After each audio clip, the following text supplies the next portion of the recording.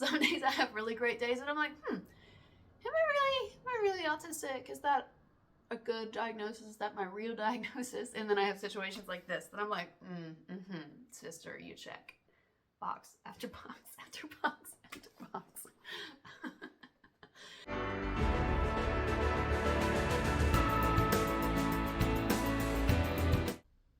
Hey everybody, it's actually Amanda, a woman living life at the intersection of autism, scoliosis, homeschooling, and real estate. I'm so excited to be here today. I didn't get to record a video last week with all of the holiday shenanigans, but also I came down with a really nasty chest cold in the middle of last week. I felt like crap on Wednesday. I had a nasty cold, and then by the time I woke up on Thursday, Thursday was the last day last week, and it just went downhill from there. So I do apologize for my raspy voice. I feel like I sound like Phoebe in that episode of Friends when she sings Smelly Cat, and she's like, wow, that girl sounds amazing. And she gets over her cold, and then she tries again to like go and get a cold because she likes the way that she sounds. She thinks it's better than her typical voice. So that's the raspiness that you hear. Sorry about it. It is what it is. Okay, so today what I wanted to talk to you guys about is something that I paid really close attention to this holiday season, and something that I thought I was managing fairly well until last night, and that is a post-holiday autistic meltdown. So I had a lot of gatherings this year. I went to a lot of different families' houses. We didn't host anybody this year, and that was honestly like truly by design because I didn't want to. Generally, I really love and enjoy hosting people. I love opening my home and having, a big spread and a big meal to share with my family. I love to cook. I cook huge holiday meals. But this year, I've just been letting the knowledge and awareness of my late diagnosed autism seep in, and I've been working really hard on taking care of me. I was just diagnosed on November 16th, 2023, which was literally my 36th and a half birthday, May 16th, let's go. I like patterns and dates in my birthday, in case that didn't tell you I was autistic, but anywho, so I was diagnosed on my 36th and a half birthday, and that really was only like 6 weeks before it was Christmas time. So for Thanksgiving this year, I didn't even throw my name in the ring. Like I was just, at Thanksgiving, I was like a week and a half out from this diagnosis, maybe a month out from self-diagnosing and really like looking at myself and building this list of traits and really uncovering and excavating my autism. So I didn't want to host, and I knew that I was going to feel the same way for Christmas. So I didn't throw my hat out there, in the group chats when family members started talking about plans. I just let other people step in because I didn't want to.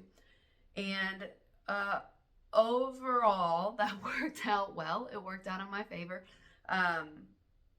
We didn't have a ton of people at our house. I didn't have to be a crazy woman cleaning and whatever. Oh, by the way, I meant to show you guys this. So look at this little fidget toy that I got last week. I had this little guy 3D printed by a friend of mine, and he is my absolute favorite right now. Like, he moves, he dances, his little mouth opens, he has a bone. So little Rory McBoneface here is my current little favorite fidget that's helping me, process and whatever. So anyways, welcome Rory McBoneface to the Actually Amanda YouTube channel. Stupid. So I knew that I didn't want to host for Christmas, didn't throw my name in the ring. And my thought process walking into the holiday season was just to kind of like go slowly and focus and listen to my body and listen to my mind and pay attention to what I need.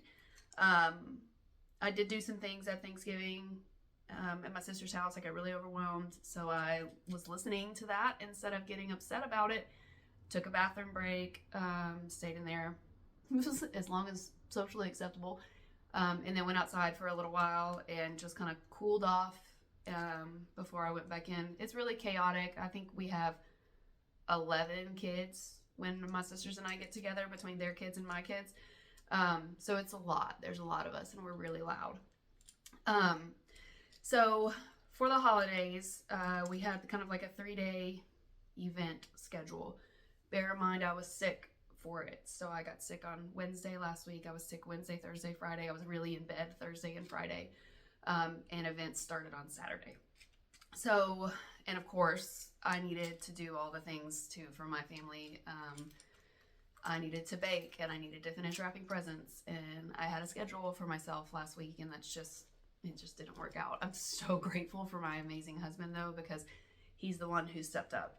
When I was panicking on Thursday because I was laying in bed binge watching Shameless, and he's like, "When are you gonna make cookies?" And I'm like, "Oh shit, I have to bake cookies today. Today's my baking day." He was like, "It's fine, babe, don't worry about it. When I get off work today, I'll bake. No worries. I'll see if they're as good as yours, but I'll bake." So I was so appreciative and thankful for him for stepping in my stead while still working his job. So that was really sweet. But when festivities started on Saturday, I wasn't super overwhelmed at the event, but I noticed when I got home, or on the way home, so it's about a 30-minute drive from our family's places to where we live. So on our way home, in the darkness of the car, I didn't drive. My husband drove us, and I was just able to like lean back and just close my eyes and just shut out as much sensory stuff as I possibly could, and kind of rode home like that. Spent 30 minutes riding home like that. And when I got back home, I was in my happy space, my comfortable zone. Turned my pretty lights on, turned my twinkly lights on, Christmas lights on, all the things. And so that was okay. I was okay on Saturday. Sunday was Christmas Eve, and we had yet another family gathering. That's very loud. There are a lot more adults at this family gathering. So a lot more like small talking and social jokes and social cues that I missed, or kind of felt like I looked stupid in front of people. Somebody specifically like asked me if I'd seen the Barbie movie, because I was the only woman sitting in this particular room full of men. And I said no. And he said, "Well, why not? It's a girls' movie. Why haven't you gone and seen it?" And I was like, because do I strike you as that type of woman? I don't know. I would like to see the Barbie movie, but I just hadn't. And it was just like the sexist comment that just really pissed me off, that like, of course you're a woman. Of course you've seen the Barbie movie. Why haven't you seen the Barbie movie if you're a girl? Dumb. So there were, just some things like that at that event that just kind of made me like, plus the environment of that particular event is difficult for me. I actually lived there for 9 months once upon a time. That's the story for another day, because that was an entire autistic shutdown that I was completely unaware of at the time. And now looking back on that time period, knowing what I know now, that was a lot. So this particular environment is difficult for me. There's a lot of furniture in the spaces in this house, and you have to kind of like squeeze through them, and there's a lot of people, and there's not a lot of room. The traffic doesn't flow well. There are really bright fluorescent lights everywhere. So either like the rooms are like way too bright, or the opposite is true, and there are lights on, but the lights are too dim to make any kind of impact. Sorry, my dogs just came upstairs and are like wagging their tail against the door. Anyways, so aside from like, I don't know if you can hear the scrap battle going on in the hallway or not, but it's happening. Anywho, aside from the environment itself being stressful for me, the people could be stressful. They were stressful. So when we left that evening and came home, I literally kind of did the same thing in the car. Like, it was really dark, closed my eyes, just relaxed, really worked on like breathing into my body and listening to myself, and came home and kind of thought to myself like, okay, that was all right. You did okay.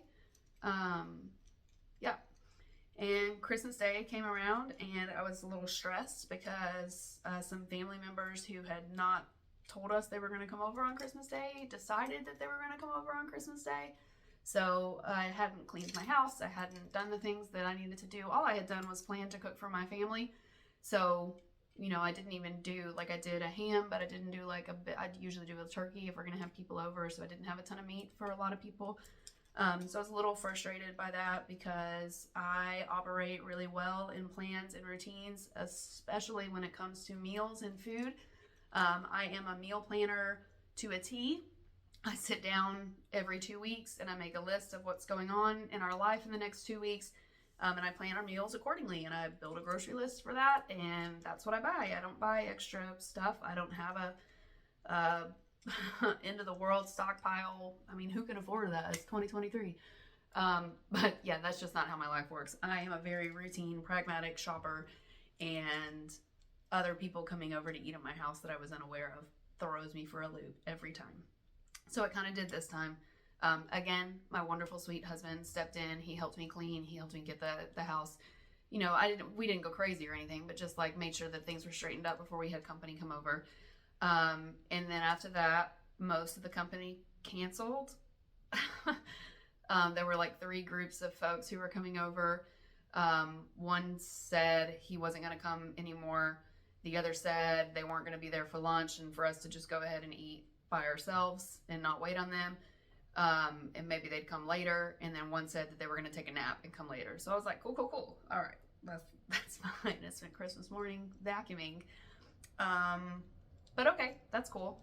So, I really enjoyed the rest of the day with my family. I had so much fun with my kids, watching them open their presents. Christmas morning is like the most magic, fun time, I feel like, for a kid, but also for a parent. Like, it's just really fun watching the joy on their face. So, and this was like the first year in, I don't even know, I was talking to my husband about this, maybe 5 or 6 years when we haven't had company over at our house who spent the night on Christmas Eve to be here and open presents on Christmas morning with the boys. So I actually really liked that. I really liked the little, nuclear, little cozy Christmas morning that we had. And I really think that I want to protect that time in the future for me and my family. So we enjoyed that. I cooked, I made breakfast, made lunch. We had a nice little family lunch with just the 5 of us. And then, my husband and I, we took the dogs for a walk because we have 4 big dogs. We have 2 pitty mixes and 2 hound mixes. So they're big and have lots of energy. And with people coming over, well, potentially with people coming over, we decided to take him for a walk. So he and I went out yesterday for a 3-miler to wear them out. And when we got back from that, it was just time for us to sit and chill. So he watched some football and played some games, and the boys were playing with their things. And I took a nap. I laid my little self down on the couch and took a nap. And next thing I knew, he was waking me up, telling me that there were people here. There were people in the driveway. And I was like, oh. And again, we live like 30 minutes away from everybody, so anybody had the time to give us a heads up, but they didn't. So I was abruptly woken up from my nap and then thrown into chaos. The folks who came over are a lot, and it was difficult. And while those people were here, another group of people showed up. At least they texted and made sure that I knew that they were coming. So I did appreciate that communication. But then once it was time for everybody to go home, my family we're struggling with some difficulties with some kiddos, some relatives that are in foster care. So we're dealing with a lot on that front. And once everybody, we did get to spend some time with those little kiddos yesterday, and I really enjoyed that. I really appreciated that, but it just really makes my mama heart hurt. Sorry, I'm a little emotional about it right now. My empathy, I think, is getting the best of me in this situation, but I don't really know. Sorry. I don't really know how else to feel about it. So all I can do is feel the way that I feel and listen to myself. Okay, anyways, So everyone went home, and my husband was also working on processing from just like the experiences that we'd had in the day. One of the things that my husband really likes to do when he needs to shut his brain off is to play video games. He loves to play like Call of Duty and Halo. And I don't, I mean, I really enjoy playing video games, especially, I have a world building like strategy game on my phone that I love to play, and that helps me like shut my brain off a little bit, I guess, or at least think about something else. My game really requires a lot of thought. But anyways, our boys are getting old enough to where they can play games with him, and they have a blast doing it. So, basically, like, he says that it's the only way that he can stop his thoughts are like all over the place all the time. And he says that playing video games is the way that he can make that stop. My brain is not like that at all. My brain can often be a very quiet place, or a very slow place. Something that I was just thinking about this morning, and I wonder if this resonates with anybody else in the autistic community, but my brain can get stuck. And that's what happened last night. So he went to play his video games, and I thought, okay, that's fine. I can turn on my lights and I can watch TV and I can just chill. So while I was doing that, my brain just kept getting stuck in this one place. And I don't know how to feel about it. I don't know how to process it. I don't know how to move through it. I still don't today. And I just kind of had myself a little meltdown. Like, I thought that I had been doing okay, but I think that the cumulative effects of really the past 2 weeks about having my knees diagnosed with arthritis. I've had 5 injections done in my knees in the last 2 weeks, and I have 2 more to do this week, on top of getting sick, on top of the holidays, on top of all of these gatherings and all of these things, all of the routine changes, all of the plan changes that have happened, people not committing to a particular plan or a particular anything, certain people. I thought I was handling it well, but it seems like I wasn't.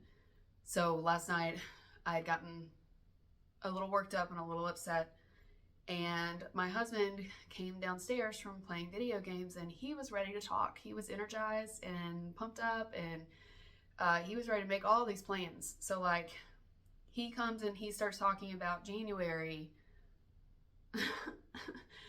I'm sitting there like trying to get my brain to understand that today is Tuesday. And he's talking about January. He's talking about planning 2 trips. He wants to go on a trip himself. He wants us to go on a trip. He's talking about planning our 2 kids' birthdays. And this was like at 11 o'clock last night. And I was not okay with it. Like, it was just so much for my mind and my brain that like we literally had to separate because I just couldn't. And I told him I was sorry and that I'm just really tired. And that's true. But the other part of it is that like it is a meltdown. It is like just like this overwhelming, just like, I don't know, weight, I guess. And I was hoping I would wake up today and feel a little bit better, and I do feel better than I did last night, but it's not gone or processed or worked through at all yet. My brain's just so slow, you guys. Like, some days I get really upset because I feel like I lose time. I lose whole days because I'm worked up about something, or I'm anxious about something, or I don't know the answer to a particular problem, or I can't find a solution. And it just takes my brain so long to get there.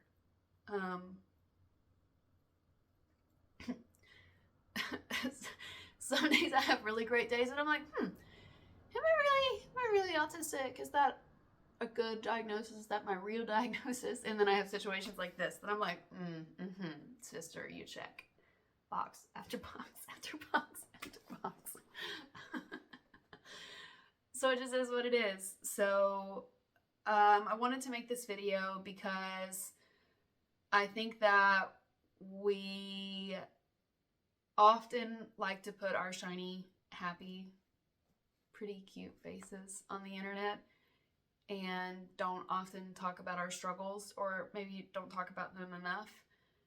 So if you're struggling with some post-holiday stress or emotions, know that you're not alone.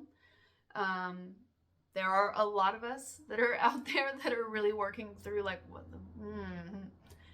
today and probably for the rest of this week. So find somebody to talk to. Find a pocket friend, an internet friend if you need to. Talk to me.